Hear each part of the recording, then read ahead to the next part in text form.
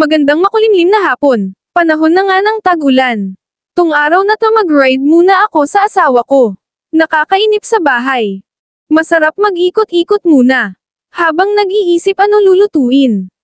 Eto na nga nagsisimula na umambon. Tsuta yung sinampay ko hindi ko naisilong. Sayang ang dry year, galing mo talagang babae ka.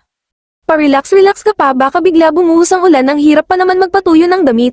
Magluluto ako ng bok choy, sorry sa mga hindi kumaka ng ganitong foods, nakalimutan ko videohan ang panggisa ko, bawang sibuyas at baboy, sorry na lutang lang.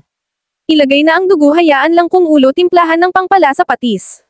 Vichin, paminta. Ikaw na bahala sa panglasa mo, ikaw na magdedesisyon yan, baka ako pasisihin mo, may iba-iba tayo pamamaraan ng pagluluto. Eto video ko para lang sa mga first time magluluto.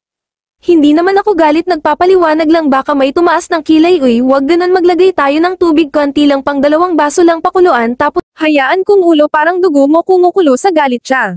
Palambutan lang ang baboy, kung naiinip ka kakahintay lumambot. Sabayan mo ng sayaw, joke lang.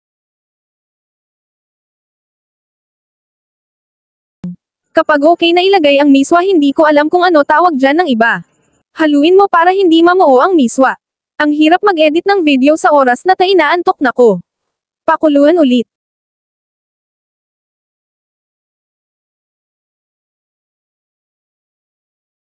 Tapos ilalagay na natin ang dahon ng sili, masarap lalo kapag may ganitong gulay.